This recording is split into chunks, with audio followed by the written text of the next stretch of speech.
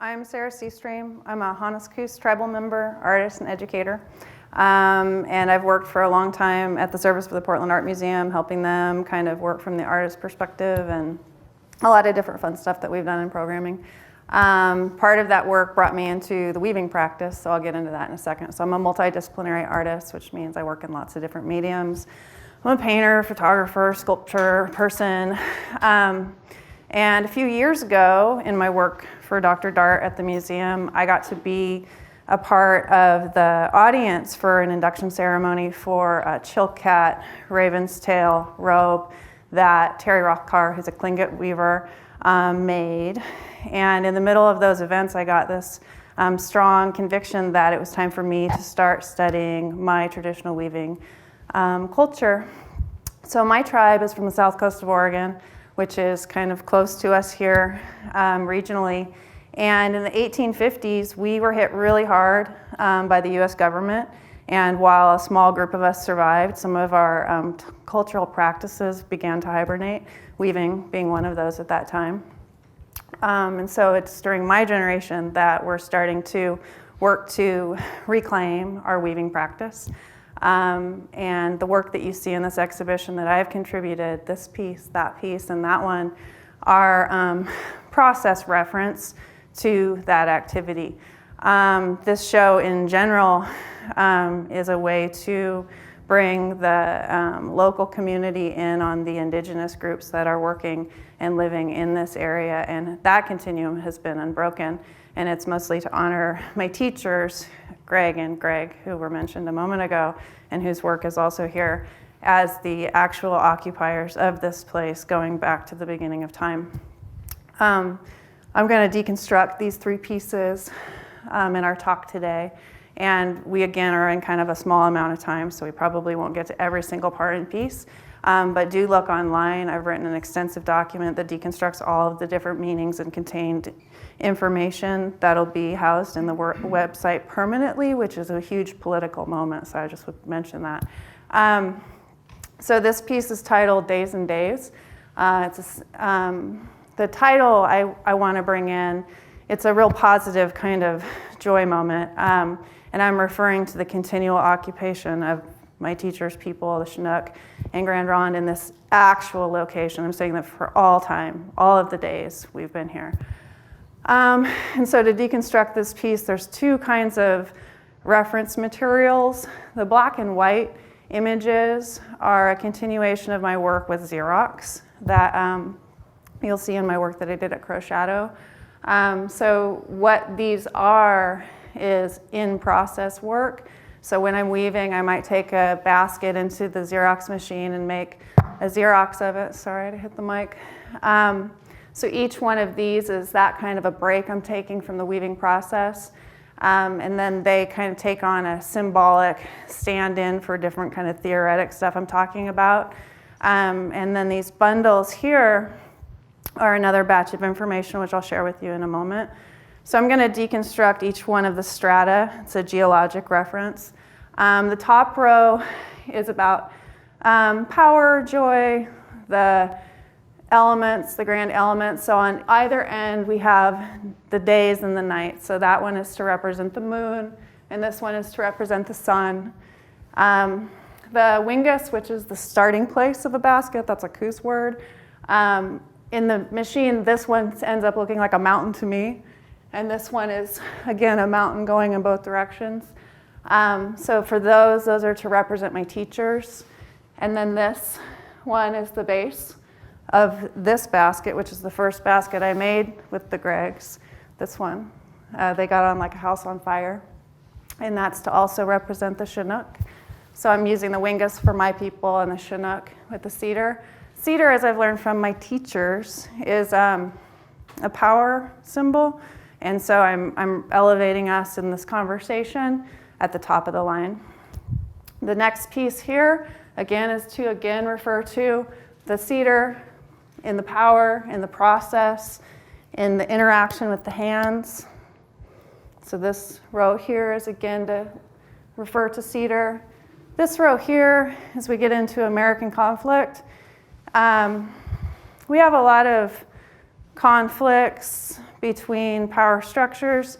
And statistically speaking, these days, Indigenous people suffer the greatest incident of police brutality and murder of any other group, which is a kind of overlooked statistic that's pretty important to mention. And so the way that these pieces came out, I had a sweatshirt, a white and purple sweatshirt that I used to block off the negative space around the basket. Again, they got on like a house on fire. I put that into the machine and it came out again and again like that. So, sweatshirt is a clothing item that we wear to keep our ears warm, but it also, the term hoodie, hoodlum, right, thank you.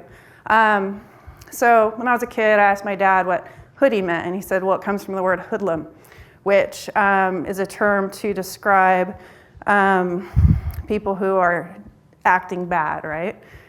So it's this kind of strange combination problem, right? We wear it to keep our ears warm, but then if you look into the last kind of 50 years in American history with profiling of minority people and police brutality, I'm making these connections. Maybe you're with me, Trayvon Martin. Okay, so when I bring the hooded sweatshirt into that conversation, I'm pointing to these situations.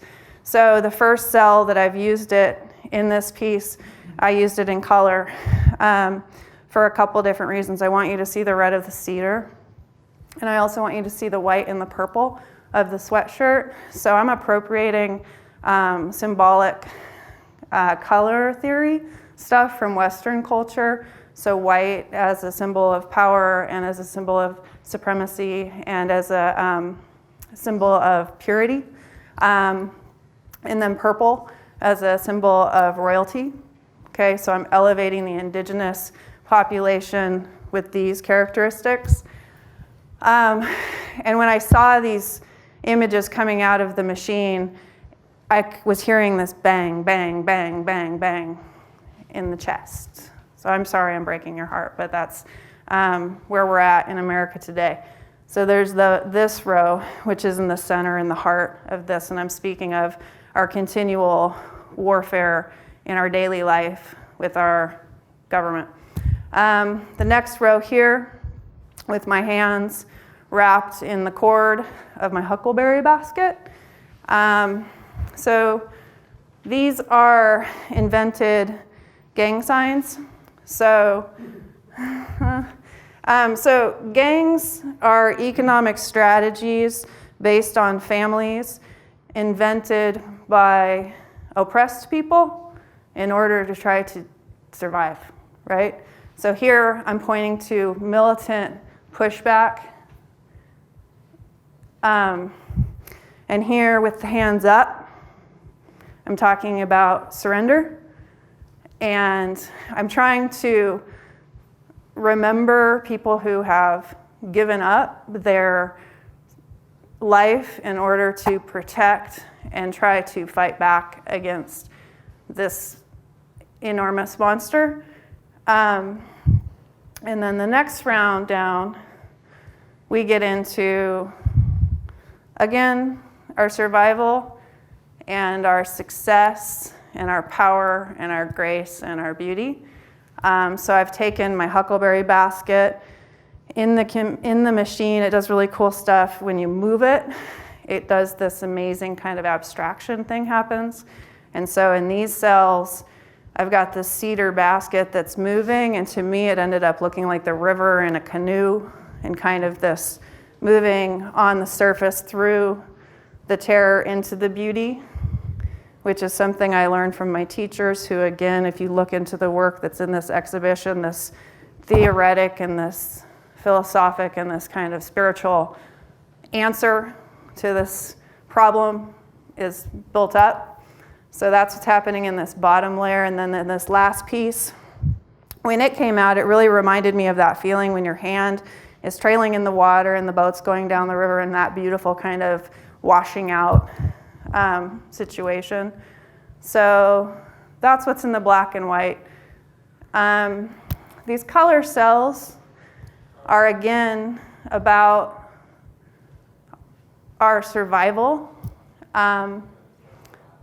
They are a cache of spruce root bundles So for the last year, I've been working on a project called the Hannes Traditional Research and Education Project in Weaving for the revitalization of the weaving practice for my tribe. One of my tribal members is here. Hi, Erla. So it's a project I've been doing, research and education stuff going into, there's a bunch of different components to it. The first is that I went into all these different institutions and I investigated their collections of our objects so I could take documentation of these things, so I can go home to my group and we can layer our memories into what these objects mean, so we can start to create an archive of our knowledge. The next piece was in the field.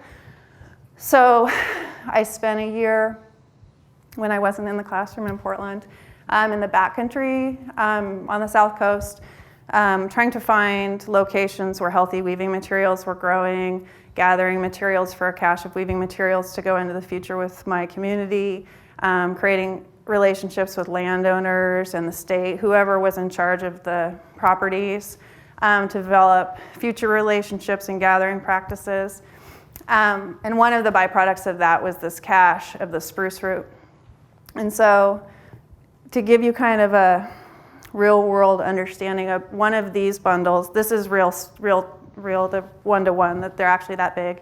One bundle kind of is like what the biggest blonde basket in the middle, what it takes to make something like that. So these, and eventually there's 20 of these bundles that belong to my tribe now. So it represents the future of our weaving practice. There'll be 20 baskets coming out of 20 new weavers. You know, it's a big deal. So these were displayed at the Craft Museum already. I documented them, so these photographs come from that. So that I want to create a rhythmic pulse through this of our survival, you know. And then coming down here, I leave in this piece here. So of course, since this is my home institution as far as my museums go, Dr. Dart set up a lot of visits for me here, and this was one of the objects that we looked at. And this is something I want to bring up with you guys to give you insight into what goes on in these collections. So we have the objects, and the record keeping is really spotty at best.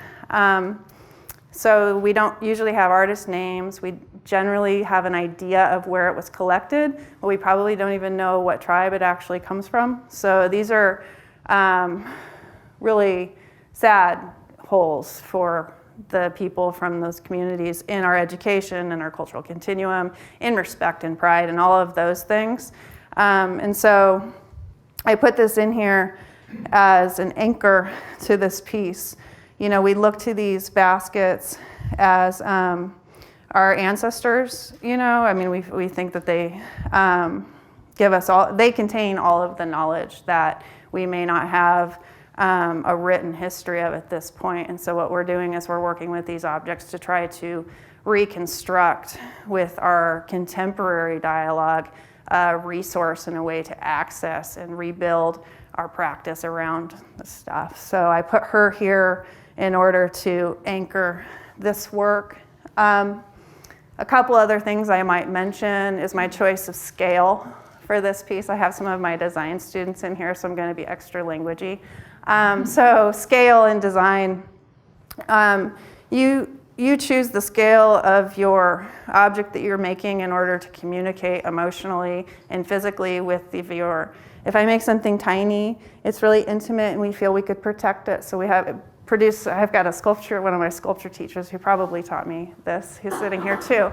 So I just saw you and I was like, oh, am I quoting you? Shoot, it was not shoot, but like it was 15 years ago, so I might have forgot if it was exactly your mouth that taught me this one. So when it's something really small, we feel protective of it, right? It's intimate. You know, when it's something that's bigger than us, there's a little bit of a intimidation, or we have a physical respect in the way that we would for the land. You know, in the way that when you're up next to a glacier, your body has this like, whoa, you know?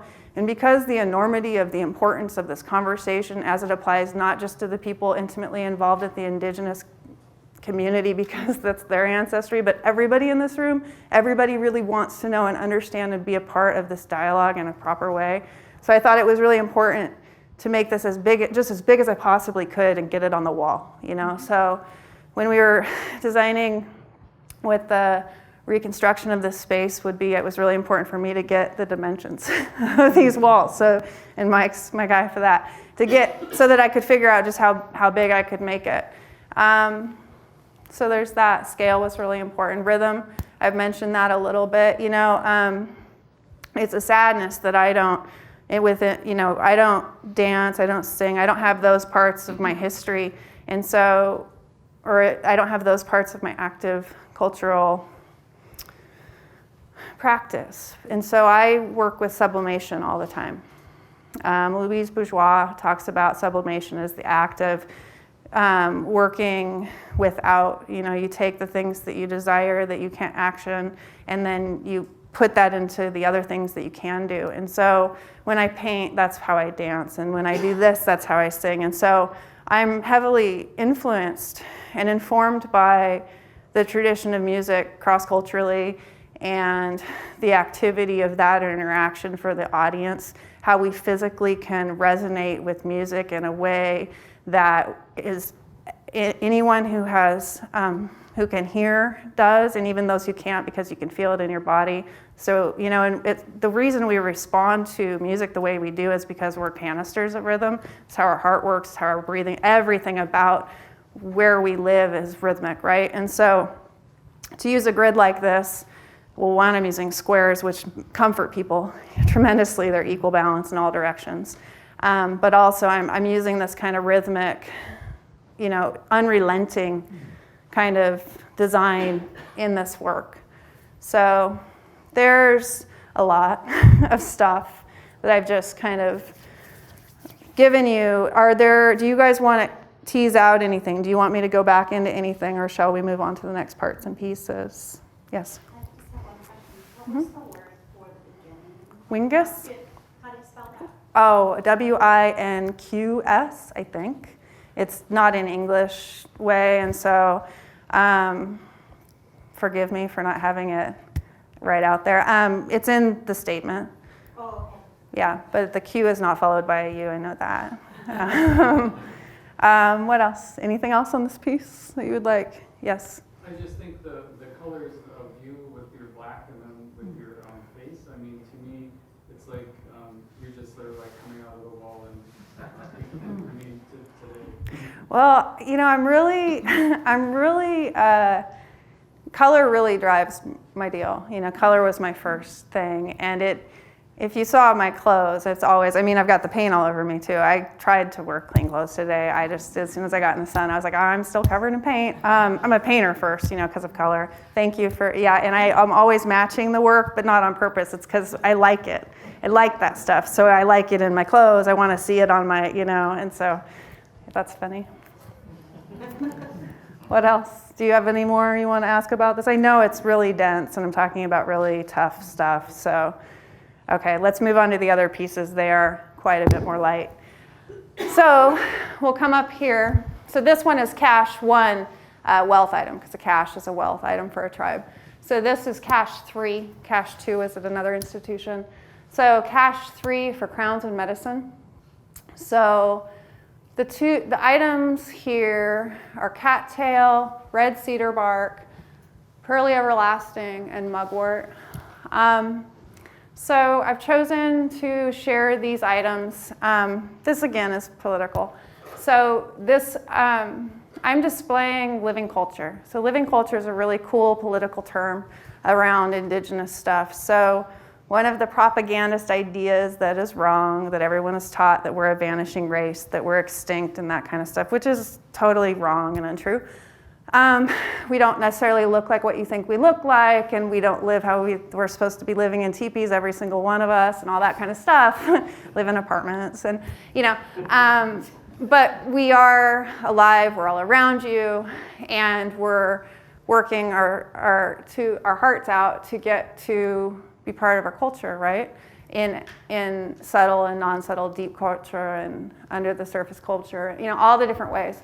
That was a horrible sentence. Okay, so, but getting into this, so I live with my weaving materials because, they have to season for about a year before they're ready to go. And I'm just mesmerized by the beauty of my inner life and my home life, you know? And so I started having I've had a lot of opportunities to show my work. And so for the last year or so, 6 months or so, I've been displaying this as an installation, kind of a political act to say, hey, we're here, look how beautiful we're living, this is what's up. And then there's a lot of other really cool stuff that can be unveiled. So for crowns and medicine, so the Koos, fancy hats or regalia items or crowns, as you know, as it would be, are made from the cattail often. My teachers, fancy hats, regalia, crowns, oftentimes are made with this red cedar bark, so that's the crowns piece. And I'm using these Western words to let you guys in, to tell you this is, in your culture, this is what you call it, and in this culture, so you can understand who you're talking to, right? And so you can be in on where we're the same and when you do understand, because you already have this in your culture, right? And it's just a transference. And I think it's really helpful when we want to get together on these conversations. So that's to elevate and display those pieces. And then there's another side step I want to take here, again, about why this is political. It's about appropriation of space. So I'm utilizing this space. I'm taking this land to do my stuff.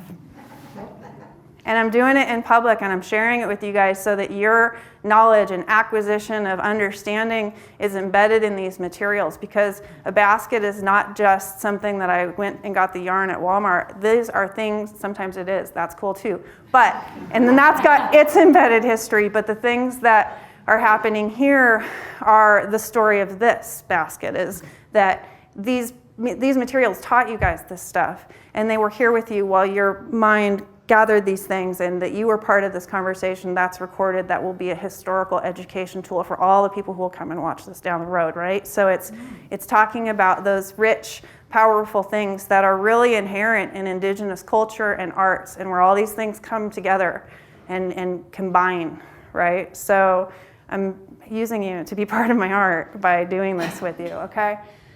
And the last two pieces, and this is a good segue to them, are the medicine.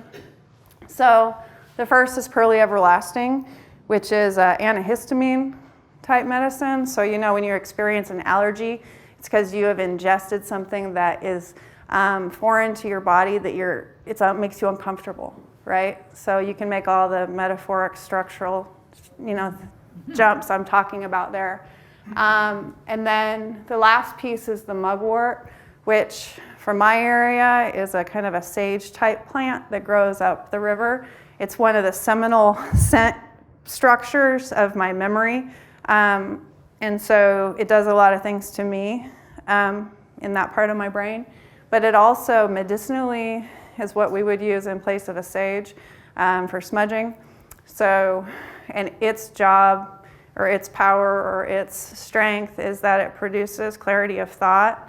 It helps your dreams. It gets you kind of accelerated into those directions. And I've included them here for a lot of different reasons, but one, to honor Greg Archuleta's request. He had said that wouldn't it be nice if we could have olfactory presence, because a big part of indigenous art and culture is multidimensional, and so that was because he asked for that.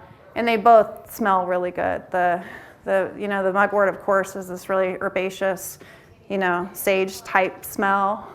And if you could get close enough to it, you would recognize that your brain has walked by this before. And then the Pearly Everlasting smells like a bit of honey.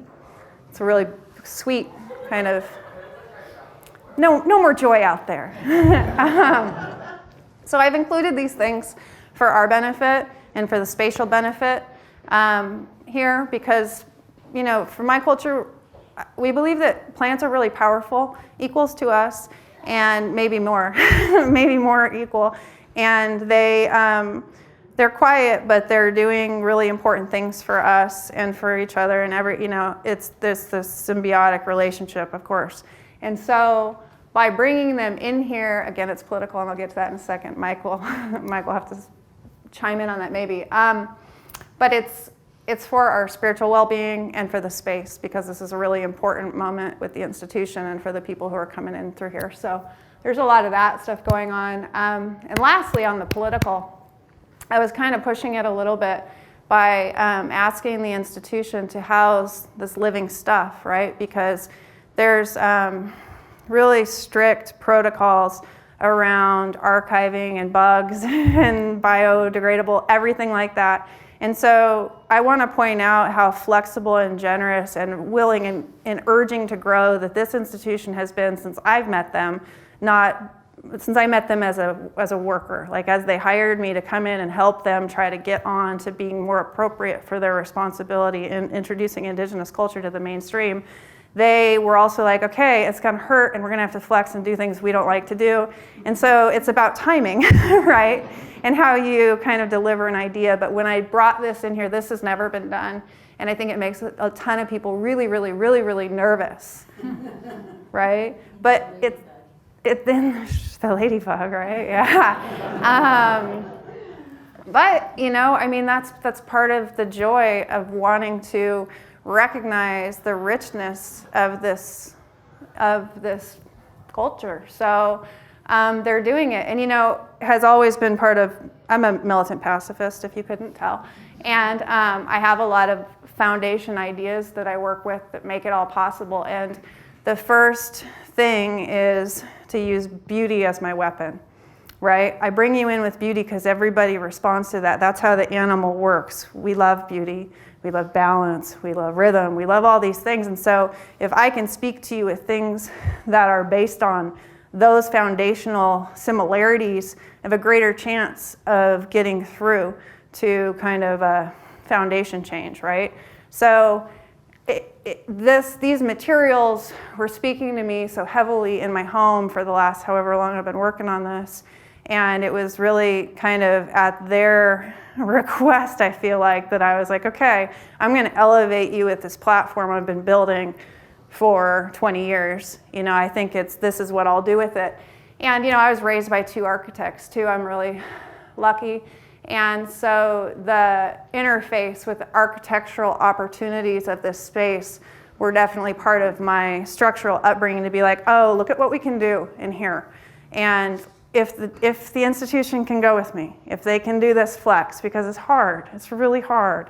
But they also knew what they were giving us and wanting us to fill it up with this beauty, right? And so, and again, this is Greg Archuleta. Great, you put your camera up and I said your name. He had wanted a mobile. He had wanted something up in the space, right? And so a lot of these things were how to try to get everybody's wants taken into consideration and working with the materials, you know, everything about the seasonal lifeways of when you go gather and what you do with those materials and then what those things that you built, what those do for you, all of those things work together.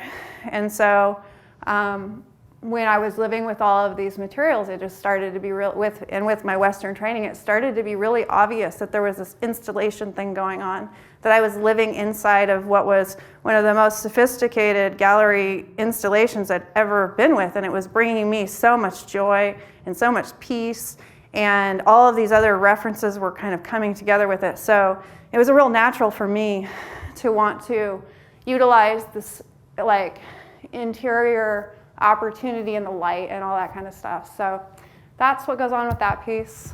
Do you guys want to ask stuff on that? I talked really hard about it, so I could see how there might not be. Yeah. I'm a docent, and one of the first things that we learned was that there's an internal contradiction between the stuff that's in the galleries and the fact that it was never made to be put behind glass. It was never made to last forever. Great segue. It was okay. Yeah. There was an insect. Mm-hmm. And there's the kind of the curatorial versus the art thing in action here. Yeah, and it's a complexity for sure, and it rubs both ways. You know, when you see a basket, your body tells you to touch it. Like your body tells you to touch it. However, you don't touch it, right? And so for me, I also designed the installation here for a couple different reasons. One, from the weaver's perspective, you want to see the bottom of the basket really bad. You want to see how it started, and in regular exhibitions, you never can. You never can. And so I wanted them to be glass. And then when it came to the glass, this is a move I did for my dad. So he was a senior architect at IDC. He designed much of the science parks that came up in the 90s in Hillsborough and out there. And most architects are artists who also can do math and science and probably have kids they have to take care of, right? So a lot of those creative things that they might want to do, budgets come in. And so they take out, and all the beauty goes away and all that. And I remember riding around in the car, and we were talking about Coke bottle glass and how beautiful that was. I was probably 12 or something, and he was telling me about this design that he was putting together to make these. I mean, he's like the kind of architect who makes clean rooms and stuff, right? So it's a science I can't even imagine. It's all invisible stuff that has to be right to make microchips and stuff. So anyway, there's hardcore science going on, but he wanted to make the space beautiful, and he had designed, I hope he doesn't get mad at me. I didn't ask him if I could tell the story.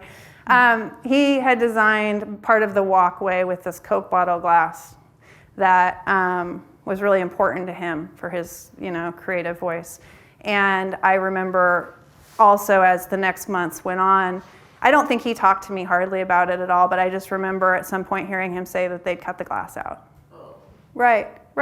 Okay, but it's, this is the guy who's dad and he's taking care of the, you don't get all of your creative designs. You don't get to have all of the joys and all those things. And so, we're always in our life trying to get back on a fight, or something like that. And so when they asked what would I have my druthers be, I asked for that kind of glass. And again, this is where the Portland Art Museum has turned themselves inside out to accommodate every single wish that we could ever have. And at first they were like, that'll probably be really expensive. I was like, I know, we can't probably do it. Maybe like a plexi or something, whatever. And they came back with these, and they're beautiful, and they do exactly my greatest imagination. So here's a really big moment where we're getting one back, and we're getting that kind of gift coming around again. And, I didn't even have to fight for this. This was something that they did. I was living on the BLM in the back of a truck, and I was in town once a week to be like, how's it going? What do you need from me? And when I walked in, I didn't even know that this had made it through and that they were doing this. So this Matthew Juniper, I think, who was a big believer in the power of what I was putting together and wanting to give me the proper canister. And these are invisible things that you're like, oh, that's nice, and there's so much going on, whatever, but I think it's really worth pointing out that there has been tremendous support here to give us the most appropriate canister for what we're doing. So, good segue. And this brings us to these 15 baskets. And so it should be noted that I have yet to make a traditional Coos basket. Everything here, these are all amalgams of different things from my different teachers, my assistant, all the different cultures that are helping my group with their knowledge. So there are design elements from all of the different people who are teaching me from their different groups in these baskets. And it should be noted that all of these things I made, so they're Coos, but they're also, I could never say they're Chinook because I'm not Chinook, but I have to point out that the designs are all the property of these other groups who, what these baskets are is a bunch of symbolic things, okay? So these are reference to that moment in history where they are all generously contributing to our revitalization. They're all fostering my growth with the expectation that I'm going back to help my group, right? So this is to show that we're all working together to try to overcome. These are tools to combat genocide. So, and these are the generosity of all of these people I'm working with.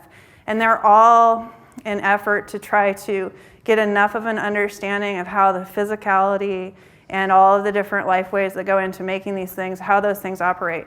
And so they're not to be looked at as even a finished work. These are just to give evidence of this process that's happening. Some of them are models that I'm working out to try to decode what a design is, to try to figure out what a shape is, to find how to get to that. Some of them have other kind of narrative things going on. Some of them I use. Some of them will only ever just be a design model to educate, to use as an educational tool. And some of, and like I said, some of them I use them all the time. So they all have different stuff going on.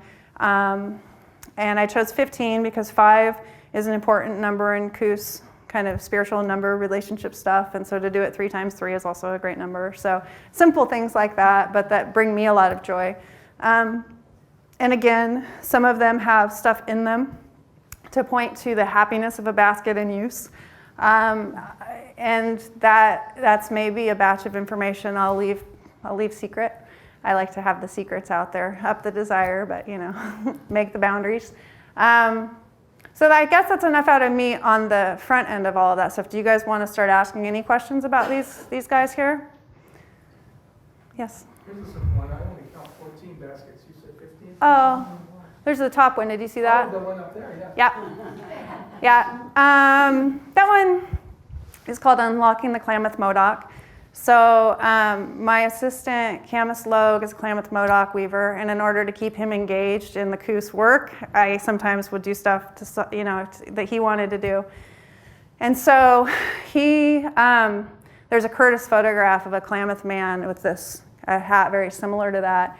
And so sometimes, you start with whatever you got. And so we together wove, we each were making our own, but I made 2 and he made 3, and the third one that he made nails the shape.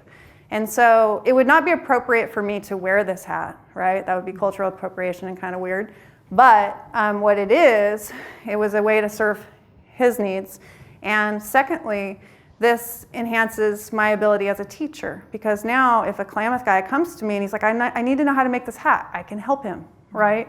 So this is a way that and then I can feedback on and give back on the ways that I've been ingratiated, and the ways that I've benefited from other tribes who are willing to help me out. So that's kind of the efficacy I have to talk about as well, and the kind of education potential, or what I'm building in the education for myself and for other folks. What else do you guys want to know? Yeah. Can you explain a little bit about what your relationship is with the people of your tribe now about these things here? Yeah, the funnest part. Yes. In September, we started the community workshops. So I was down there a lot. So in Florence, Coos is confederated with Lower Umpqua and Siuslaw, so I work with all 3 groups. And so I started teaching workshops in the community in September.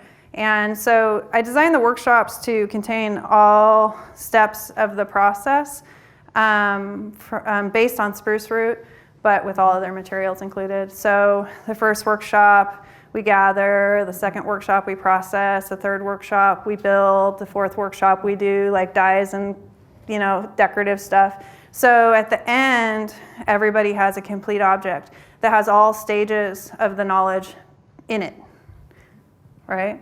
And then there's also, I'm a scholar, and so there's also the real academic stuff. So everybody gets a thumb drive with all of the, I vetted a bunch of educators. So all the big time educators in the area, I went as the student and I sat with them and I let them teach me their way for the good and the bad of that. And then those are all contained in notes. So my students all have all of those notes. They have, of course, the complete archive of the historic baskets.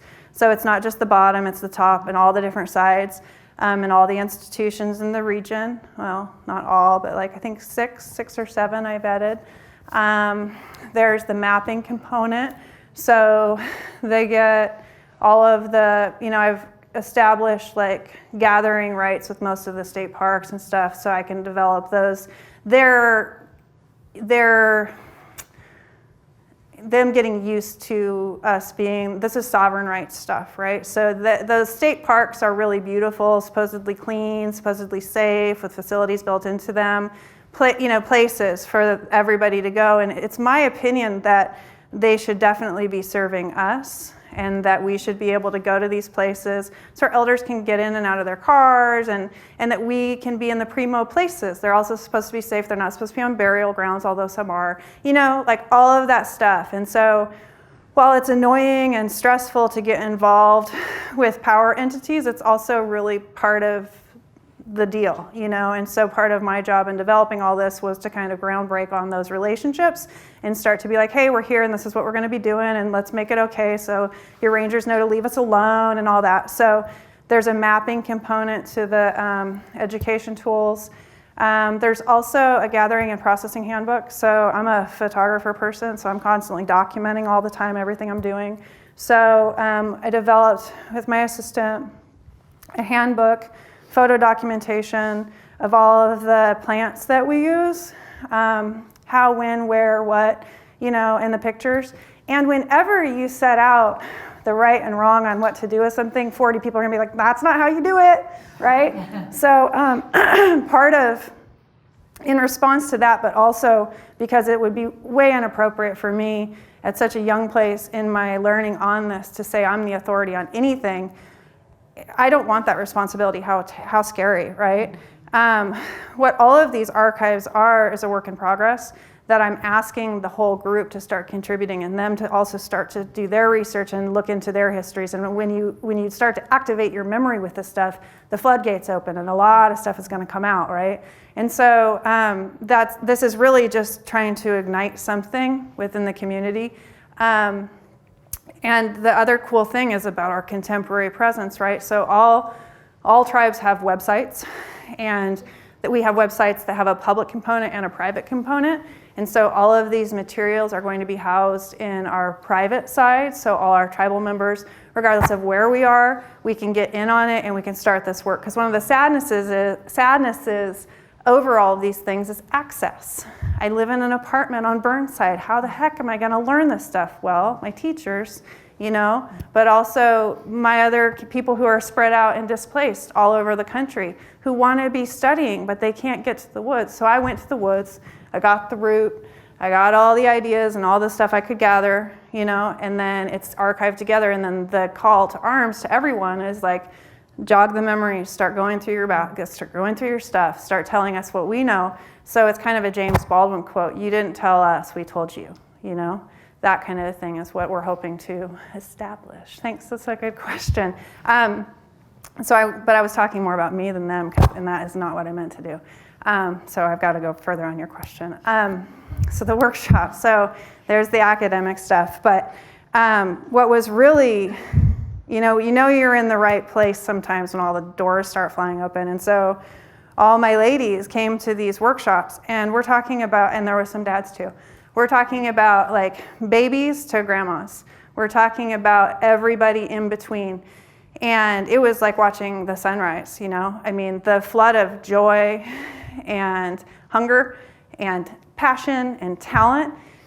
It was like 11 o'clock at night, and I'm like, you guys, we gotta go home. I'm shot. But and everybody was there again at 8 in the morning. It was breathtaking, and there were tears. Like, there was weeping. That's 150 years worth of joy that's been waiting. That's really significant. And all of us, I wasn't surprised. Most people weren't surprised, but there would be like, I'm sorry, I'm crying. I'm like, no, I know. There's a lot built up here, and it's in our bodies, and it's in our hearts, and in these family stories and stuff. So it's such an important question, and that's really what this was about.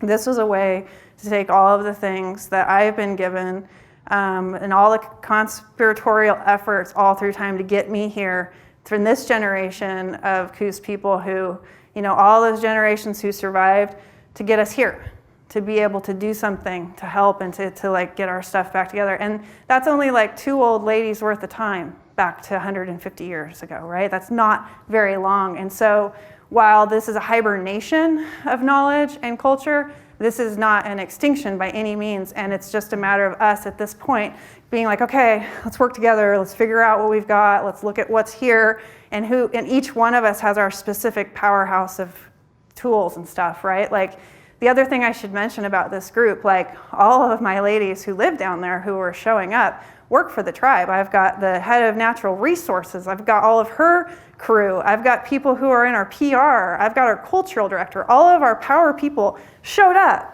And we're like, show me how to do it. And I'm like, I can't show you, you're the boss. How am I supposed to show you? That's crazy. And they're like, because you just spent all this energy, so show me what you got.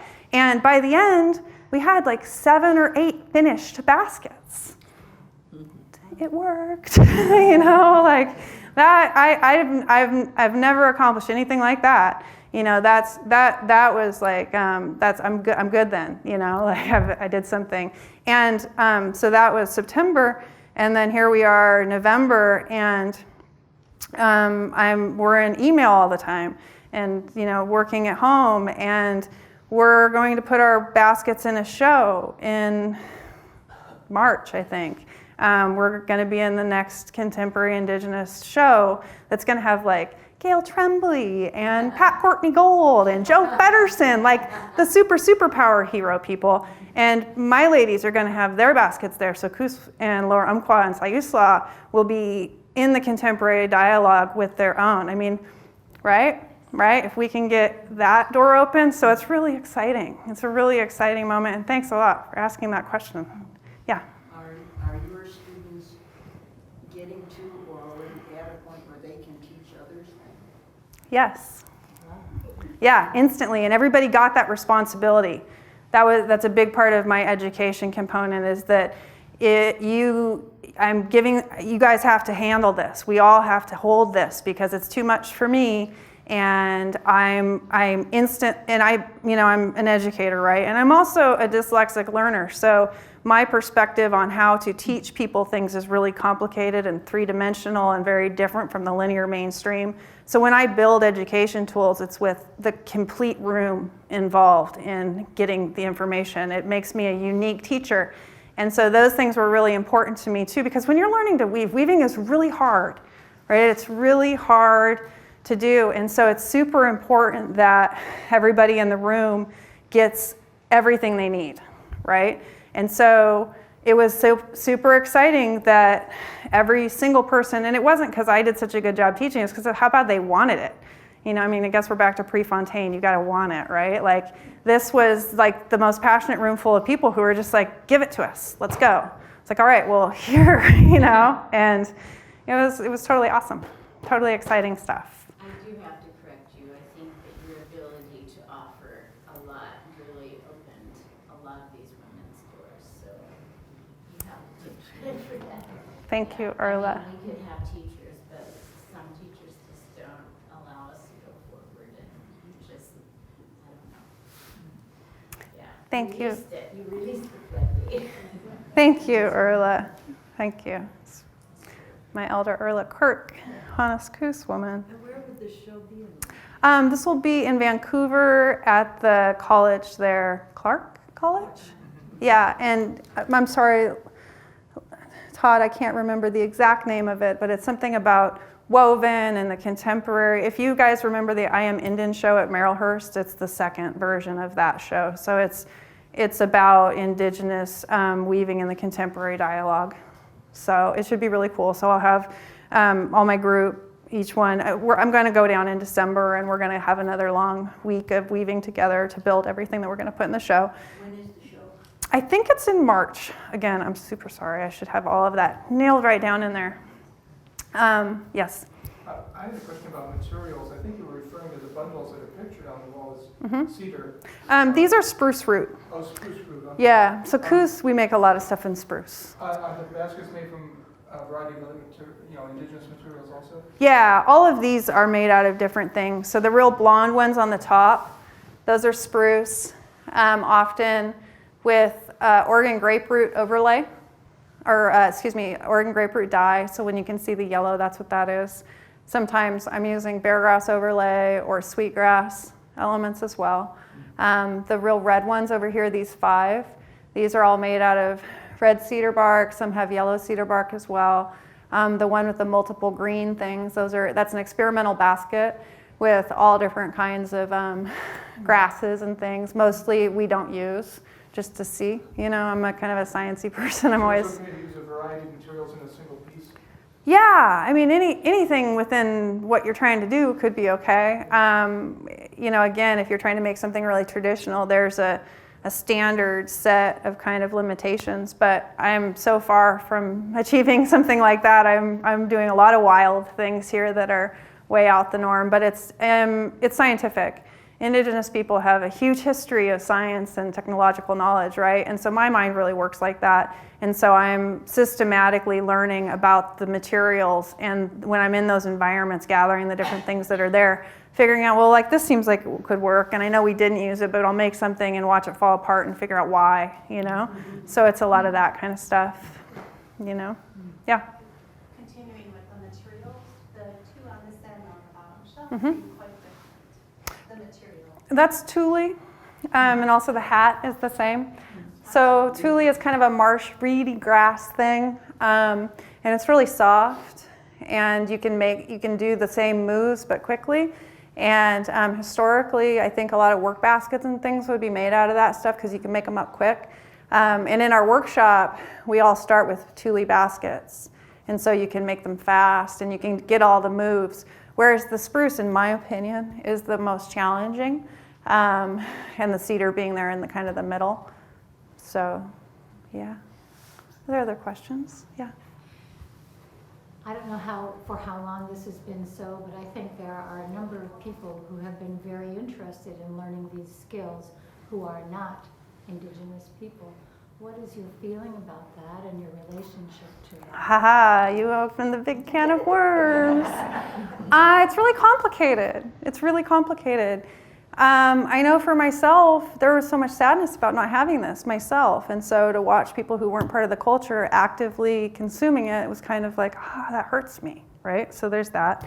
Then there's the economic problem that we've always suffered with America, gobbling up our stuff and making money on it, and then we're starving. You know, Indigenous people don't actually have a religious attachment to poverty. That's a propagandist fallacy that everyone suffers. It's not where we live. We actually have a huge tradition of incredible wealth. It doesn't look like money. It doesn't look like greed. It looks like a holistic richness of plenty and giving and stuff like that. And so appropriation is really complicated, especially because it generally comes out of like a desire and affection and attraction and things that people are like, but it's good, it's honoring you, but you're stealing from me and I don't have enough. So, and it's really hard because when people come in and I want to talk to the mainstream, I want everybody to know how amazing we are. And then they're like, me too, but yes, you are, but your culture also has a weaving tradition, which is hugely beautiful. Perhaps you should look into that, you know, and let us have our stuff. We're good, we've got it, you know, and there's people who are like, but we're helping you save your culture. It's cool, we got it. We got it, you know? And we participate in the contemporary dialogue, you know? So it also muddies the water. If we're buying Indigenous inspired instead of inspired Indigenous, I think I'm quoting Willie Gong there. If we buy from non-native people making native stuff, you're stealing from the Indigenous market, right? Because we're in the market, you know, like you could buy from us. It will cost you more because it's the real thing, and it should cost way more than it really does. Like that's another problem, right? Like what you're buying, like any of these objects, like it took over a year for the material to even get ready, and all of the hundreds of hours that went into getting it and processing it, housing it, the land we needed to get to it, you know. And then there's the building of it, and then the investment of the knowledge to how to build the thing, and all the people who contributed to that. And then there's the life of the basket that continues to teach you and enrich you. I mean, they're significant objects, and we recognize them animalistically. Like we have a physical reaction to them, and there's a reason. And you know, when we're all in America and we can't deny capitalism, so you should probably pay for it, like a lot, you know. So that's another agenda. So it's the appropriation issue, and it comes up instantly. And as an educator, I'm in this huge moral bind, right? Because I'm instantly like, here's how you do it, here's how you do it, here's how you do it. And then I'm like, wait a second. So it ups my responsibility to protect my culture and the future of the people I'm teaching to do this stuff, and to honor the things that I was entrusted with, you know, and figuring out how I can sleep at night, and then also knowing what the rules are, because a lot of the stuff we don't talk about it because everybody's feelings are hurt, you know, so it's figuring these things out and navigating, and then working with institutions and all of their desire to produce and show and give me an opportunity to talk about this stuff, and then figuring it out as we go along, which is really painful. You know, we all invest in doing something and then I'll go home and think about like, oh, we can't do it like that. I am some way jeopardizing the knowledge by exposing it. So it's a lot of asking people to be really flexible, because we're all breaking ground on stuff that has a huge history that's built around it that doesn't work. So it's complicated. It's really complicated, and I'm working on it. Yeah, totally. Any other questions? All right, well, I will not be here all day, but we made it. I think it's exactly 3 o'clock. It took an hour. Cool.